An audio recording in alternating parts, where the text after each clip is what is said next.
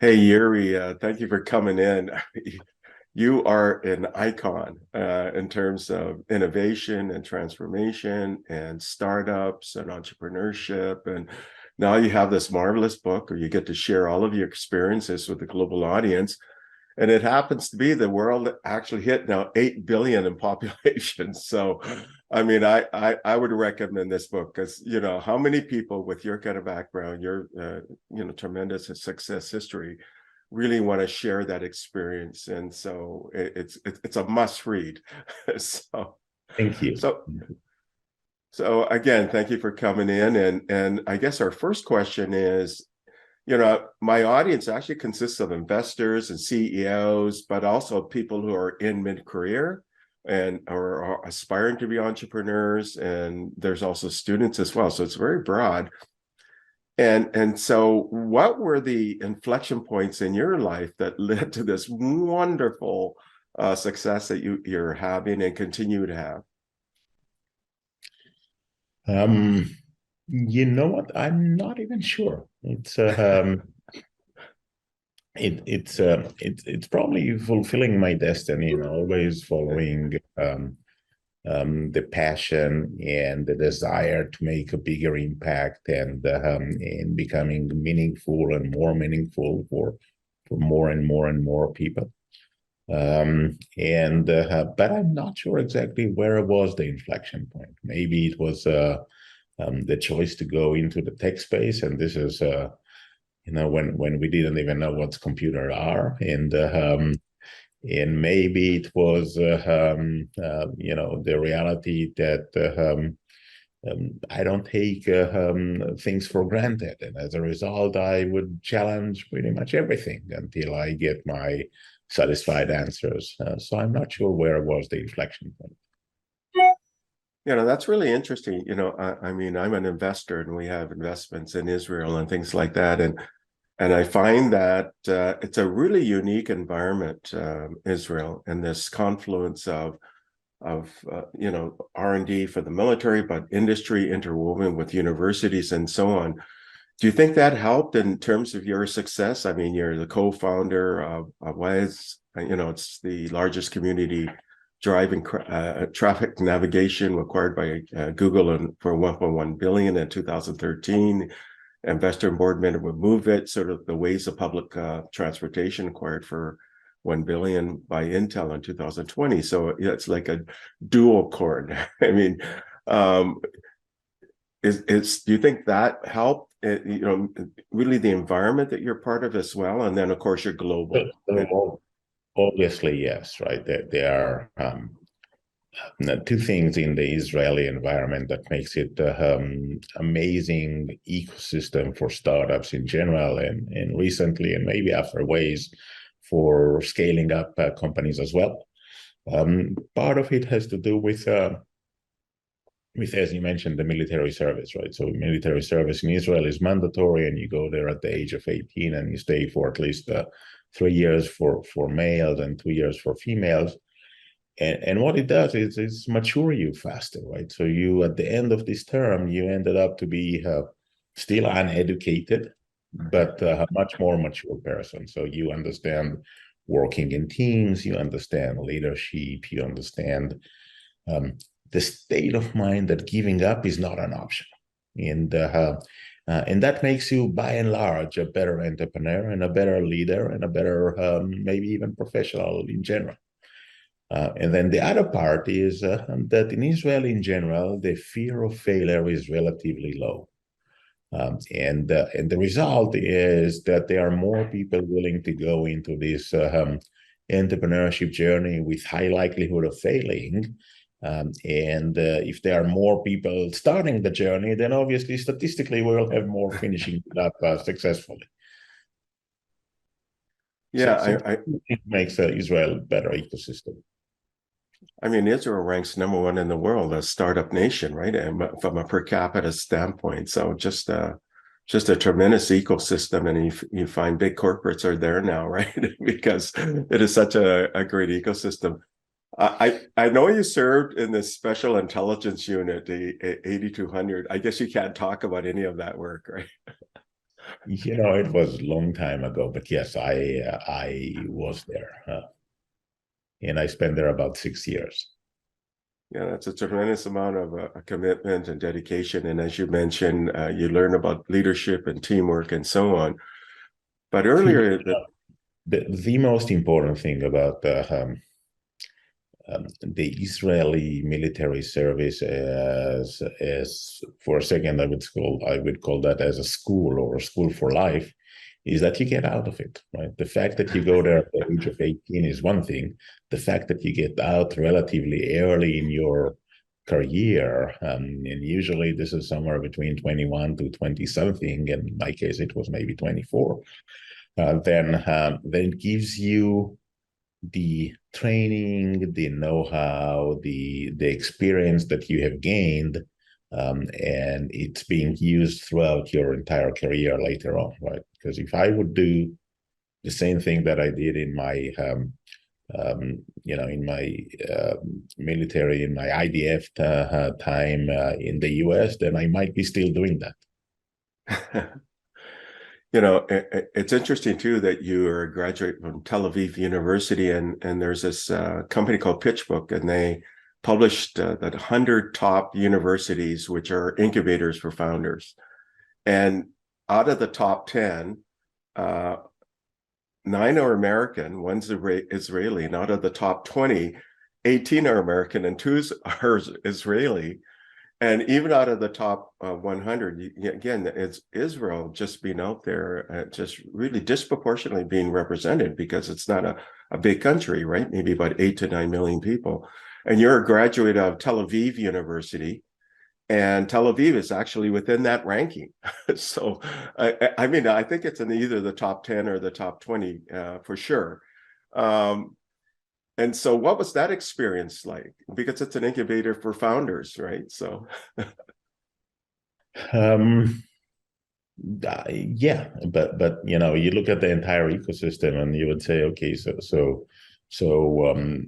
schools are part of it, military service is part of it, large or medium-sized corporations are part of it. So if you're working in a corporate, then around you there are other people that sooner or later will become entrepreneurs, will quit their job, go and build a startups, and reflect sort of a business of a role model for you, that you would say, wait a minute, if they can, then maybe I should try that as well, right? And in many cases, if you're good in what you're doing, then they would call you up and say, let's build something new. well, you're definitely a star graduate of Tel Aviv University. And in fact, you now serve on the board of trustees of Tel Aviv University, right? And you also mentor young entrepreneurs at the Zell Entrepreneurship Program, right? And university. So it's really interesting. You have these roots and yet you're giving back. Can you talk about that journey? So when you and as an investor, you probably would know that when you run into an entrepreneur, you know that their personality is a personality of entrepreneur. But I have another very strong personality of a teacher, and so the giving back is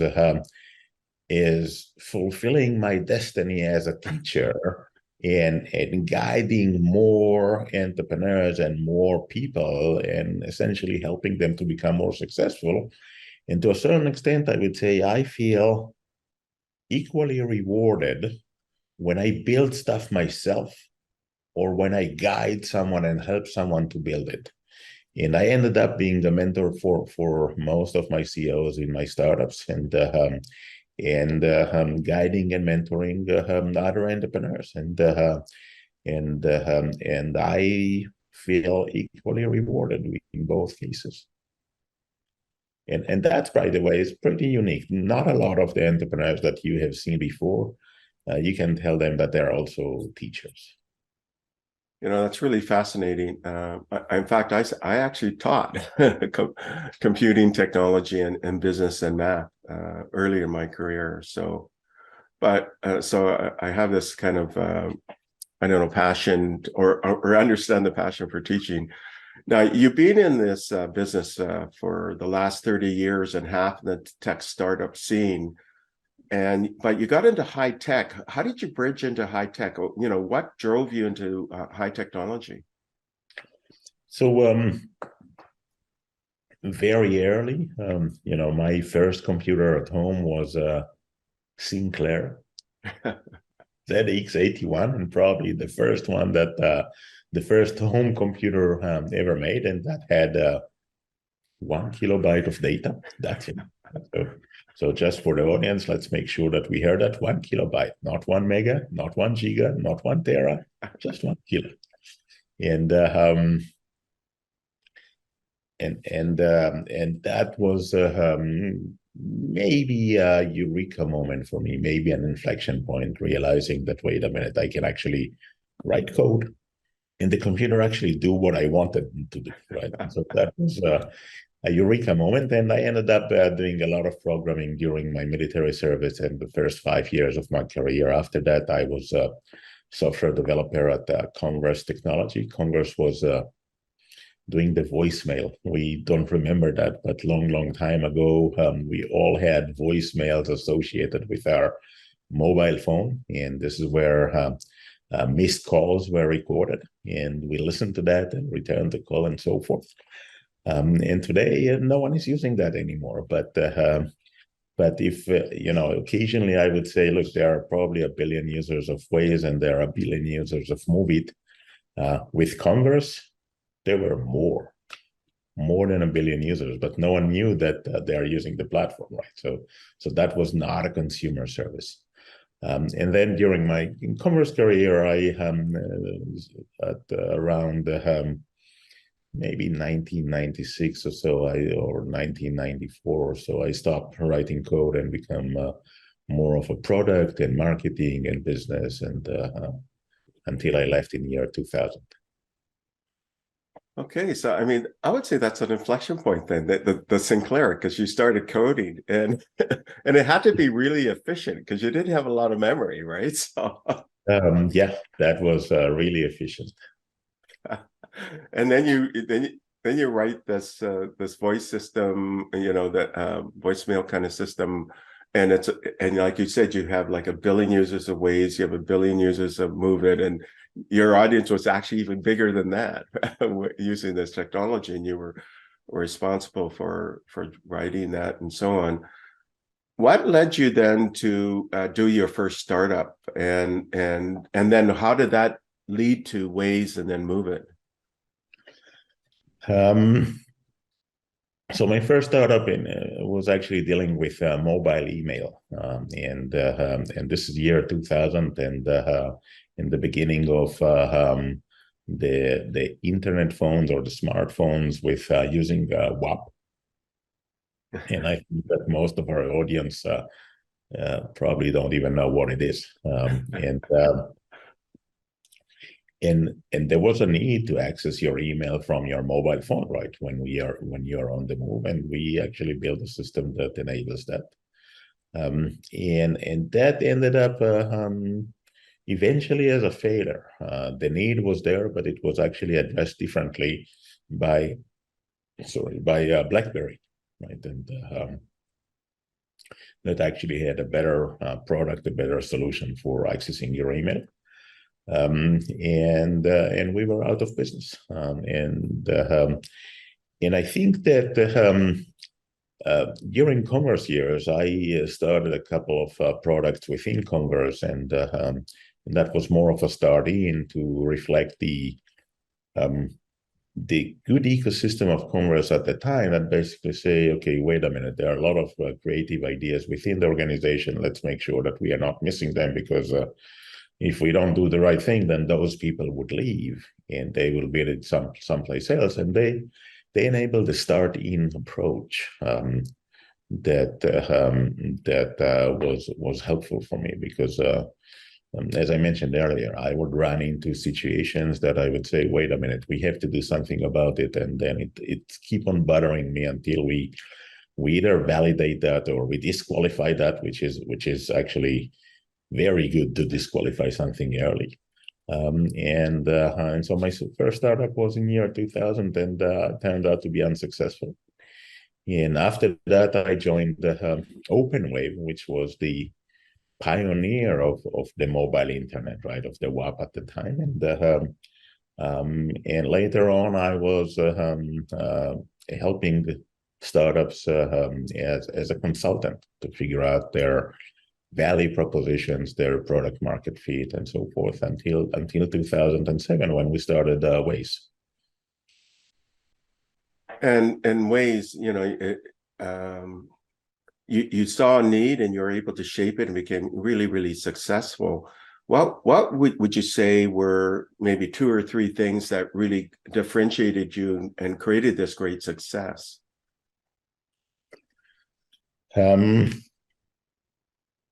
So focusing on the problem, right, and having the problem of traffic jams and the mission to help drivers to avoid traffic jams as the North Star for our journey from the first day until even today, right? And this is where Waze came about, with this mission and with the approach that we are going to help drivers to avoid traffic jams.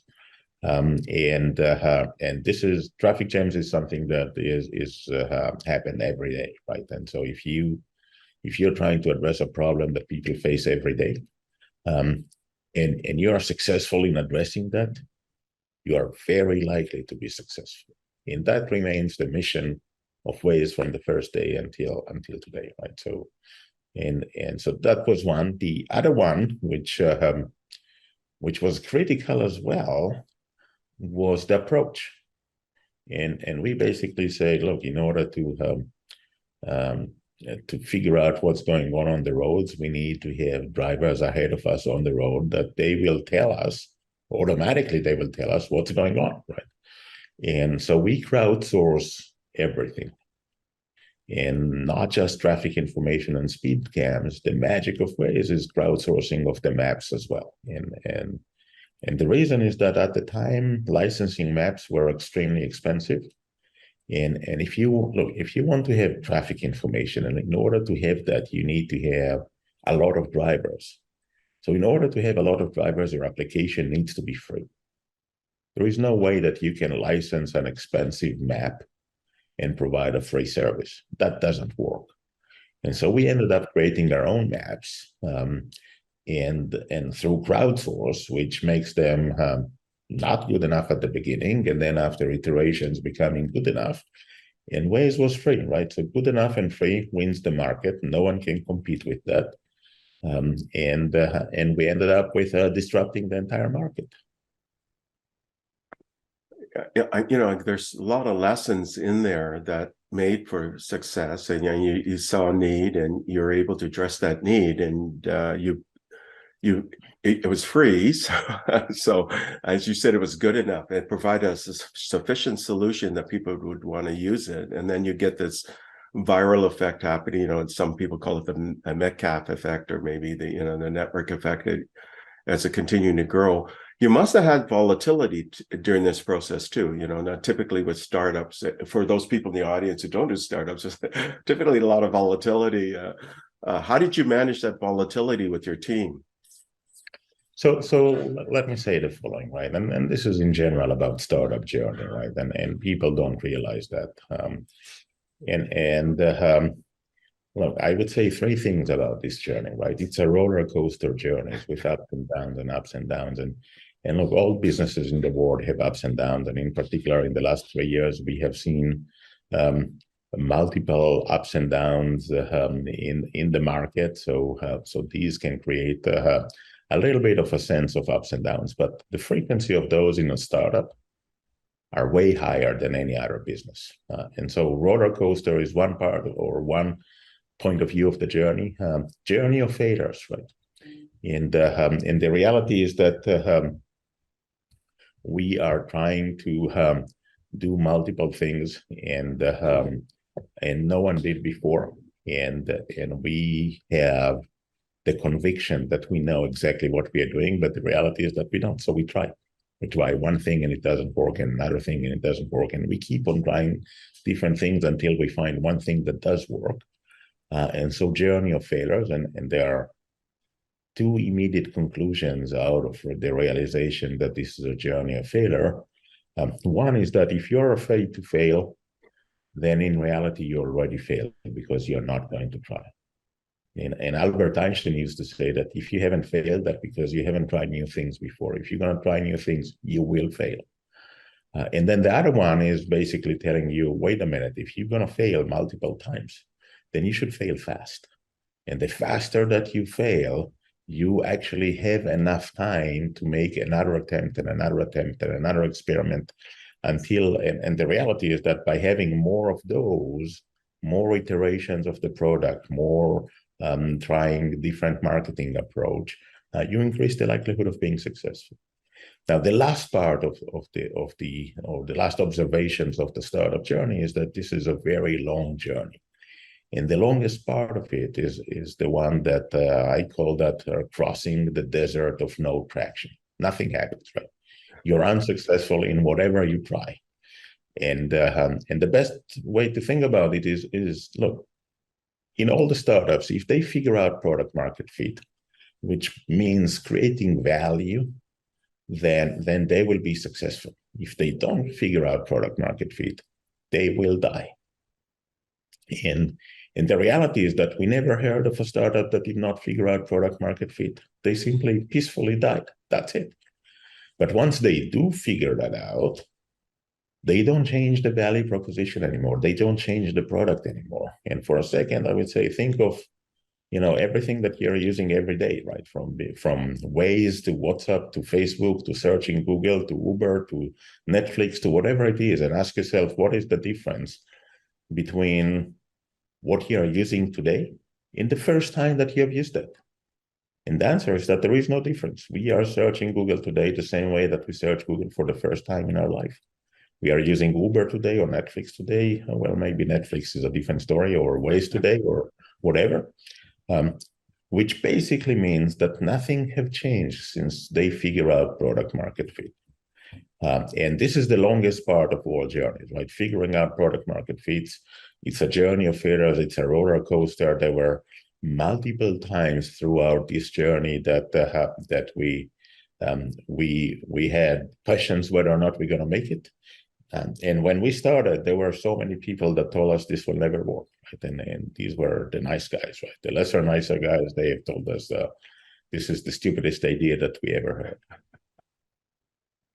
had.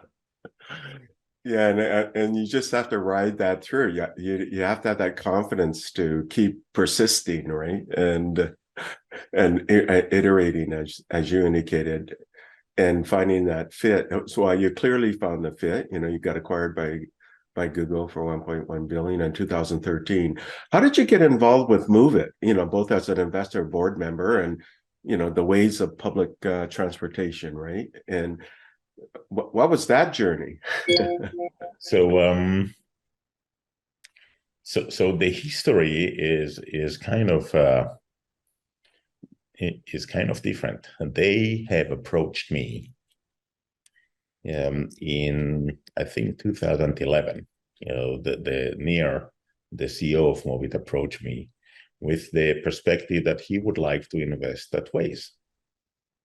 And he thought that Waze is brilliant and he really likes that and he would like to invest. And we had this dialogue and we ended up with eventually taking money from Horizon Ventures and Kleiner Perkins and not from him. And a few months later, he approached me and said, look, this idea, this concept of Waze for public transportation, and do I want to join, participate at any shape and form?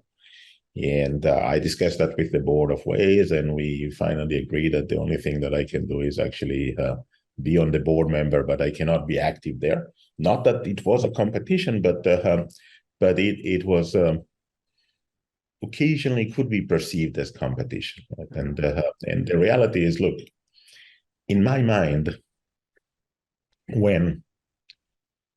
when you define your startup, then your startup has a mission. This mission has to do with two elements, right? The value propositions and the users or the customers. This is the value that we're going to bring to these users. People that are driving are different than people that are using public transportation. They are not the same people. And therefore, this will never be a competition. And that part, people occasionally they don't see that. They don't see that that there are only two elements to define a startup: the value proposition and the target audience. So that's interesting. And, really you're addressing different needs, though there's similarities in terms of maybe the underlying solution, but really they're different targets. And you were very successful, right? I mean, acquired by Intel for $1 billion in 2020. You also head up this thing called the Found Chaoser's Kitchen. Can you describe this company builder fund and the name? How did you come up with that name? So so I will start with the end. I didn't come up with the name. The reality is that most of the meetings happens in my kitchen. And someone told me, look, all the meetings are happening in your kitchen. You should call that the founder's kitchen. And that was part of the informality of the process and informality of the relationship that they had. And so Google acquired Waze in 2013, and I left. I left nearly the day after, literally the day after. And since then, I've built multiple startups. About half are my ideas, and half, founders came to me with their problem that they're trying to address, and I joined. I always join, way before they start, and I help them to, guide them throughout the entire process of before the beginning, throughout the beginning, and then throughout the journey. And initially, I was investing my own money as pre-seed round in many of those, and then I realized that what happened is that when a company gets pre-seed, then they start to execute and demonstrate the value that they are about to build, and then they run out of cash and they immediately need a seed round, and so they kind of stop because they don't have funding for that, and then the CEO goes to raise capital, which might take multiple months to raise capital. And I thought that with this approach, I need to have an investment vehicle that actually fund all of those startups and keep on building them. And so at the beginning of, or maybe in second half of 1999, we decided that we're going to build this investment vehicle, and we call that the Founder's Kitchen. And we ended up funding most of the startups that I had at the time, and then COVID hit, and that was much harder to raise capital remotely, and so we ended up with less capital that we wanted. Throughout this journey, I realized that I don't like to be an investor. I like to be a private investor, and because in my mind, the commitment of the vehicle is to the CEOs and not to its external investors. Now, in my mind, if you keep on supporting the companies and the CEOs, then you eventually increase the likelihood of the companies being successful. And the derivative of that is going to be higher return for the investors. But the first commitment is to the CEOs and to the founding teams, and that was my approach.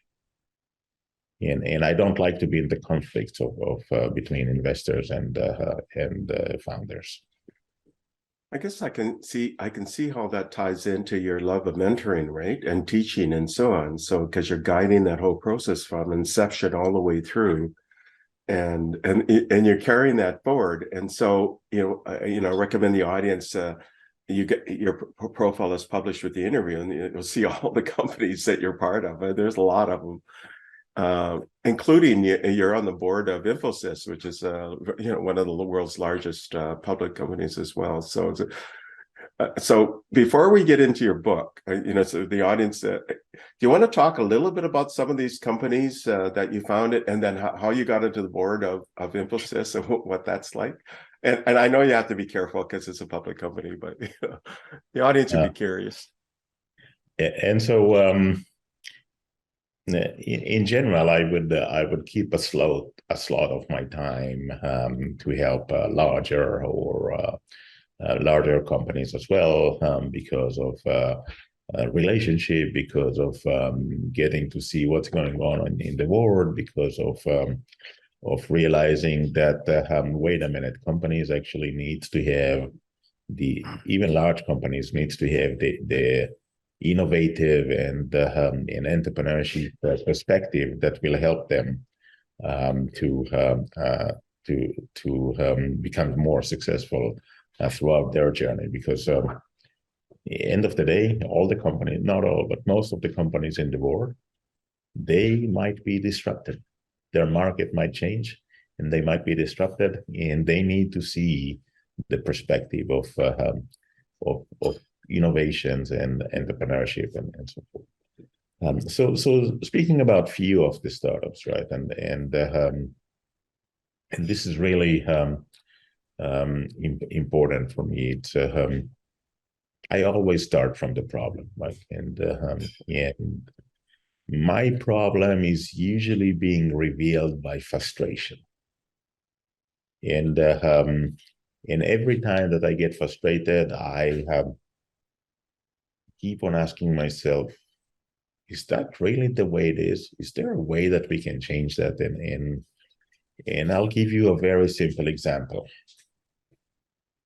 And this is maybe the thought process, right? And I travel a lot, and I get to different places, and in many cases, I don't know enough the public transportation system there, so I would take a taxi. And usually when you go to a new place and you take a taxi from the airport, chances are that they're going to rip you off. For different reasons, right? And this is a sort of a common taxi behavior versus tourists, and they figure out, okay, there is someone that doesn't know shit, and that's an opportunity to overcharge them, right?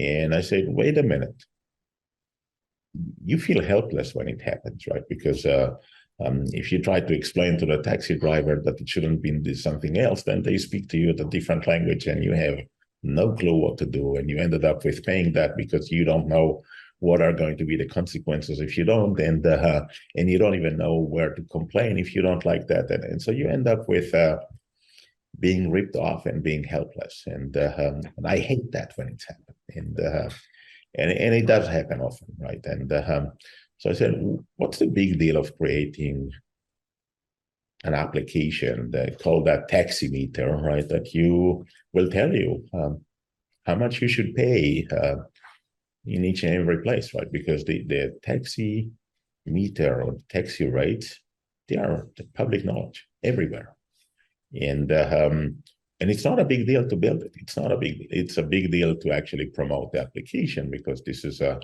traveler application, and traveler application you need to promote at the origin and not at the destination. So you ended up with you need to figure out different corridors between people that are traveling and so forth. But there is a way to address that. And then I looked into that, and I said, it's probably not good. It's probably not big enough. And I still being frustrated every time that there is someone trying to rip me. So this is a story about a startup that I never started because I thought it's not big enough in terms of the frequency of use, and in terms of the addressable market is large, but the frequency of use is low. And in travel space, it's very hard to find successful combinations for low frequency of use. So this is a startup that never started, but I might eventually start that as well. But let's speak a little bit about some that I did start. Pontera, formerly VX, we started that in actually when I was still at Waze, 2012, and we started with the approach that people don't know how much fees they're paying on their retirement plan, and as a result, they are going to retire with way less than what they need. And over time, we evolved that into it's not just fees, right? If you take most of the Americans and you ask them, what do you invest in your 401k plan? The answer is probably going to be, I don't know. Now, the reality is that I do know the default. That whatever you set up at the first day that you join that working place is still, in most of the cases, still the case, right? And which basically means that if you don't optimize your investment on your retirement plan, then you are probably going to be way off than the average return of those that do. And the result is that you are going to retire with way less. And so the Pontera platforms enable financial advisors to support their customers' 401k plans. Fairfly deals with and essentially help people to retire richer, which in my mind is a mission worth building, a product worth going through the challenges part of the journey for that. Fairfly deals with biggest secret in travel industry. What happened to airfare after you book your flight? Now, you don't know because no one is comparing prices after they make the reservation. The prices are going up and down all the time. They're going up and down before you're making the reservations and after you're making the reservations. And you can actually, if the price drops, you can rebook the same flight at a cheaper price, right? And so, and you think about it from an individual perspective, but I want you to think about it from a corporate perspective, that we can probably save corporates about 10% of their travel budget that goes directly to the bottom line. And so this turns out to be pretty significant. Refunded deals with the frustrations of trying to obtain the tax-free shopping when you travel, right? And so when you travel to Europe, you're entitled to buy, when you buy goods, you're entitled to get the VAT back, which would be about 20% of the deal. Now, when you try to do that, it simply doesn't work. There are always bad things happen, right? So maybe long lines at customers, maybe the stores don't have the right form. Maybe you go to the airport and you ask if they have tax-free, and they tell you, of course we have. It's in a different terminal, right? Or something bad happens there. And the reality is that about 90% of the cases, people don't get their money back and feel very frustrated. And this is the last taste that they have from that hosting country that they were just visited. And you look and you think about it and you say, what if we can simplify that? What if we can make it in an app that all you have to do is scan the receipt, scan the boarding pass, scan your passport, and get your money back, right? As simple as that. And that turned out to be way easier said than done, because it requires the governments to agree to the new approach, and that takes ages. And obviously during COVID, when there were no travelers to Europe, then the entire company went into hibernation mode and so forth. And these are just examples of startups. There are dozens of them on my website, and I mentioned more of them in my book. And they're all starting from a pain point, from a problem. And I will be the first one to experience that. And then I would go, and the next, once you think of a problem and you think this problem is big, then the next thing that you really want to do is ask yourself, so who has this problem? And if a lot of people actually have this problem, then I would say, go and speak with those people and understand their perception of the problem. And only then go and build a solution. And so when I say fall in love with the problem, not the solution, this is exactly what I mean. Start with the problem. Let the problem remain the North Star of your journey, because then you know exactly where you remain focused, you know exactly where you're going. And it makes your story way easier to be told, right? So if I would be, in 2007 and we will speak and I will tell you, oh, I'm building an AI-based crowdsourced navigation system, then no one cares, right? But if I will tell you I'm going to help you to avoid traffic jams, then all of a sudden you do care. And that's the difference when you think of the solution versus you think of the problem. And the steps that you're making when you remain focused on the problem is always about, am I making progress in addressing the problem, and not whether or not my technology works or my solution works, or or that feature or this feature are working or doing what they're supposed to do. That's really interesting, and that's the basis of this book, right? And the book that's going to be published on January 17th, 2023, Fall in Love with the Problem, Not the Solution, a handbook for entrepreneurs. So what motivated you to write this thing? I mean, I could see it, but I'd like to hear your sort of narrative behind this book and why you put it together. And because a book is a lot of work.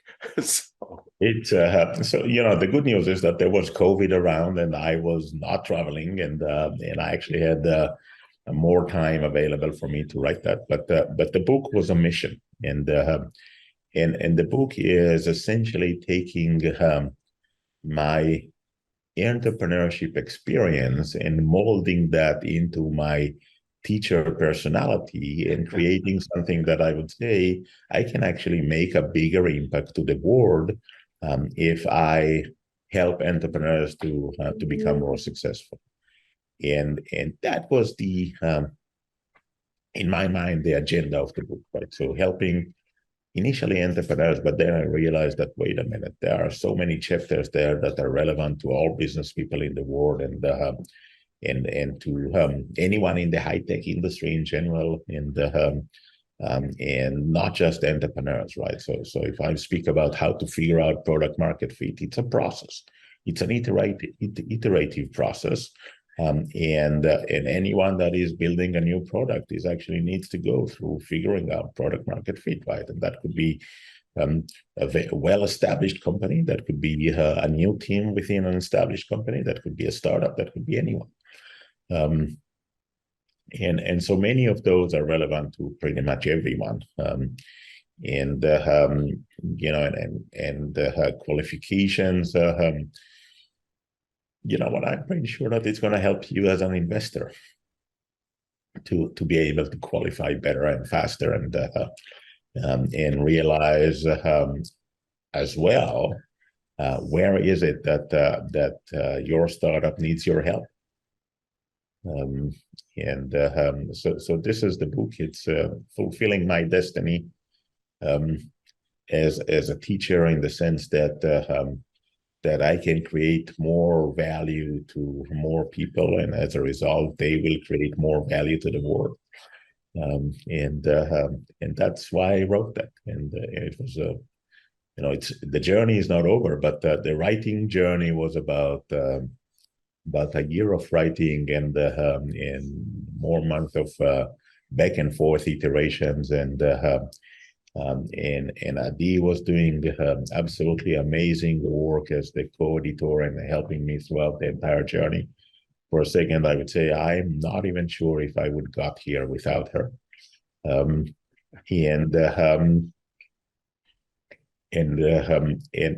that's the book. And the book really, I mean, I can see the entire narrative. We've been talking for 45 minutes, and the entire narrative is in your book, really, and you've talked about this whole problem area, right? Fall in love with the problem, not the solution, and having that as you mentioned, your North Star. And this is not just only for entrepreneurs; it's really for anybody. I'll give you a simple example, right? So there is maybe two. There is one chapter in this book that's called firing and hiring. And when I send that to the editors, to the publisher, they say, no, it should be hiring and firing. And I said, no, it should be firing and hiring, because firing is hard decision. Hiring is easy decision. And for all the managers, all the leaders in the world, making hard decisions with conviction is critical for their success path, right? And it's all started from me speaking with a lot of entrepreneurs that their startup failed, and I asked them what happened, right? And they told me we had this guy not good enough, and this guy. So not good enough was one reason that I heard quite often. Another reason that I heard quite often was we had communication issues, or something that I prefer to call ego management issues. And then I asked them the most interesting question: when did you know that the team is not right? Now, all of them said within the first month. Within the first month, there was one guy that told me before we even started. And so you said, wait a minute, if you knew within the first month that the team is not right and you didn't do anything, the problem was not that the team was not right. The problem was that the CEO did not make hard decisions. And then you realize that firing is hard decisions and firing is critical decisions, because if you don't do that, the problem with having someone that does not fit is that everyone knows. Forget the stuff that this person does not deliver what you expect them to deliver. Everyone knows that there is someone that does not deliver, or someone that is a complete jerk and no one wants to work with them, right? And so everyone knows, and the CEO doesn't do anything. That's the beginning of the end, because that will result into the top performing people would leave. And so the entire chapter speaks about, first of all, firing, right? And the key takeaway that I will say to all the people that are hiring other people in the world is the following, right? When you hire someone, mark your calendar for 30 days down the road and ask yourself one question, only one question. Knowing what I know today, would I hire this guy? Now, if the answer is yes, then you have done an amazing job, and it's time to tell that person that they're doing an amazing job and you are very pleased. But if the answer is no, fire them immediately, because you already put them in a path that they're not going to be successful. Part of it is them and part of it is you, but they're not going to be successful. And the longer that they will stay, the more damage that they will create, because everyone knows. And so this is about, firing and hiring. Another interesting chapter and by the way, you think about it as this is critical for startups. I would say, yeah, it's definitely critical for startups, but this is equally important for all organizations in the world, right? If you have the wrong people, the problem with wrong people is that everyone knows. Another aspect that turned out to be very in another chapter that I called understanding your users, and this is coming from it's a story back in 2015 or 15, I think. I was speaking at a conference in Guatemala, and together with me was Steve Wozniak, co-founder of Apple, and we had dinner the night before, and I basically say, let me have a selfie with you, right? And I took out my iPhone, and on the iPhone, you can take a pictures in two different ways, right? So you can click on the bottom here, on the right here, and it will take a picture. Or you can click on the volume button on the side in order to take a picture, right? And so I stand up and took a picture with the volume button, and he told me, finally. And I said, finally what? I said, well, finally is using it the way that I meant it to be. And by the way, he was right? Just think of the evolution, right? The iPhone came out of digital camera, right? And just imagine that this is not an iPhone, it's a digital camera, and we are holding it like this and clicking right here, right? So that was the common way of taking pictures before we had the push button on the screen. And then you realize that, wait a minute, there are different people that are using products different ways. And each one of us is an amazing sample of one person. That's it, one person. Because there are different types of users, and each one of them is using products differently. Each one of them is thinking of a problem differently. Each one of them is behaving differently. And in particular, even if we will say, okay, you know what, we're going to categorize them into different groups. And so we will have innovators and early adopters and early majority and late majority and so forth. The problem is that if you belong to one group, you cannot even imagine what comes to their mind of other people from a different group. And you're still a sample of one person or maybe one group. And there is only one way that you can try to understand people from different groups, and this is watching them and asking why. And because if you are an early adopter, then you think that what's the big deal? I can build a product for early majority. No, early adopters, no, innovators, they are going to use a new product because it's new. So the new part is the most interesting part. And whether or not there is value in this product, if there is value, they will keep on using that. If not, then not. Early adopters, they will try to capture the value. And if there is value, then they would use the product. There is no issues there. The issues is with the early majority. They are not going to use new product because they are afraid of changes. And their mindset is that I'm having happy life up until now, and whatever I'm currently doing is okay. And why do you want me to change that?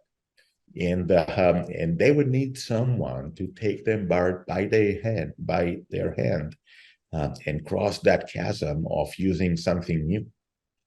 And if you are a product manager and you belong to the early adopters or to the innovative group, you don't see that unless you will watch them and ask them why, and they will tell you exactly that. Why do I even need to change? Whatever I'm currently doing is working fine, right? Just earlier today, I had a WhatsApp dialogue with a group of people, and they said we were trying to schedule a meeting, and I offered 3 different dates, and they said we should use an app or we should use Calendly for that, and I said, what's wrong with Excel?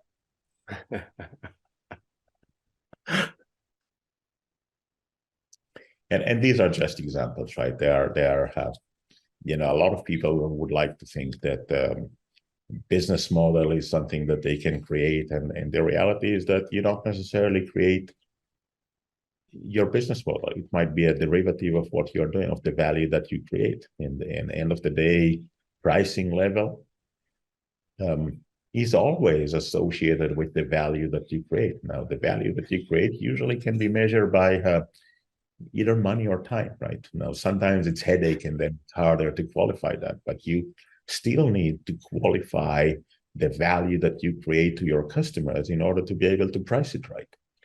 And look, most of the startups will have 3 major journeys in their lifetime, right? And then associated with that, multiple side journeys, right? So product market fit is always going to be the first one.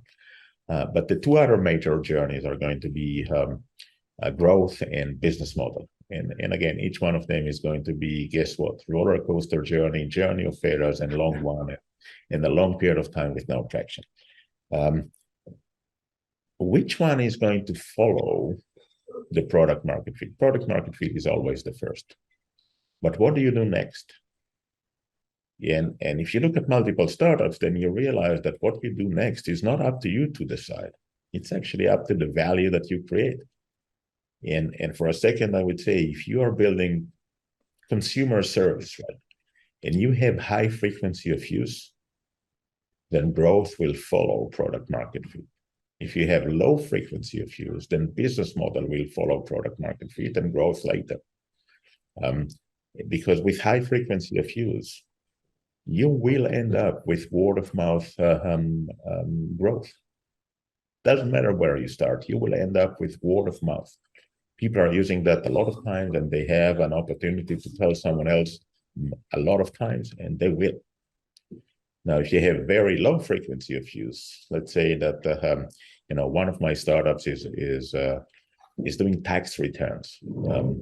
And tax returns is always complex and hard and expensive and so forth. And when we started, we said, no, we're gonna oversimplify that, and we promise ourselves that our journey with the customer needs to be less than 5 minutes. But the frequency of use of that is once a year. That's it. You don't want to deal with taxes more than once a year. And so obviously you need to figure out your business model before you figure out growth. Waze and Moovit with high frequency of use, obviously they figure out growth before. And then the reality is that each one of them addressed business model differently because of the durations of use, right? So Waze durations of use is relatively long. And as a result, if you have high frequency of use and long duration, then I would say advertisement. That's it, as simple as that. Don't even bother to think of something else. And if you have high frequency of use and low durations of use, then I would say you are going to end up with selling data. And anything else is going to be challenging because of that. And so in many cases, you will end up with a business model and a growth strategy that relates to what your product does, right? What's the value proposition that you bring in, and how people are using that, or how customers are using that. And these are all, each one of them is a chapter in my book, because each one of them is going to be a journey by itself. And not to mention the fundraising by itself, which is a journey that is actually going to return itself multiple times, or potentially multiple times. And each time is actually different, right? Because the first one is about telling a good story. At the end of the day, when you speak with investors that invested in a startup pre-seed round, and you ask them why, they said, we like the CEO, we like the story. That's it, because there is nothing else, right? You don't know anything else, and they don't know anything else, right? And based on those two, then people will make the decision to invest. Now, if this is the case, and you're a CEO of a startup and looking to raise, your pre-seed round or your first funding round, then you need to learn how to tell a good story. And if you don't know how to tell a good story, then people are not going to invest. As simple as that. I can just see this book is amazing. I mean, really, the audience needs to get this book. I mean, but it extends way beyond. I mean, I could even see it in having relationships with people. I mean, you can apply it to everything, right? The core elements are, and the chapters that you've been describing are just wonderful. So, audience, you got to go out there and get this book. Fall in love with the problem, not the solution. A handbook for entrepreneurs, but it's really a handbook for success. It's a handbook for life, and it's going to be published. It's abstract many things, right? So many of the issues, many of the challenges that we have, it's eventually abstract that into something that is really easy to make the call, right? Because in many cases we struggle too much, and I can add, making decisions is hard, right? And the reality is that a lot of people don't like to make decisions because they actually need to live with the consequences of them. And when I was young, one day I came to my dad and said, look, I don't know which path to follow. I have these two options, and I don't know which one to follow. And he reached out to his pocket and get a coin out and said, I'm going to flip the coin. And before the coin drops, you're going to make the call. At the end of the day, we usually know what's the right decision, but we are looking for confirmation. Guess what? The coin will drop, and this is your confirmation. And by the way, I would say, look, there are right decisions or no decisions, because when you make a decision, you don't know what it would be like if you choose a different path. Yeah. There's all of these wonderful nuggets. And just one final question. What additional recommendation do you want to give the audience? And that's the last question. And thank you to Addie Burrell for setting this up. You were mentioning Addie before, and she's such a creative, wonderful, talented person and professional. So I second that. I would say there is this place in my book. It might be at the end of it, but it might be at the beginning of it, that I basically tell the audience the following: if I've created value for you throughout this book, and I'm pretty sure that I will, but the value needs to be appreciated by the one that is actually, I've created the value for them, then I would ask you to pay it forward. Right. And make sure that you are creating value for someone else as well. That's a wonderful message to end with. And Uri, thank you for sharing so much during this hour. Your wonderful journey, all the success, but all the lessons that you learned from, like you said, the fast failing as well, and making the hard decisions and so on. So I really enjoyed my time with you today. Thank you for coming in. Thank you. I appreciate that. Thank you for listening to the Brand Called You videocast and podcast, a platform that brings you knowledge, experience, and wisdom of hundreds of successful individuals from around the world. Do visit our website www.tbcy.in to watch and listen to the stories of many more individuals. You can also follow us on YouTube, Facebook, Instagram, and Twitter. Just search for the Brand Called You.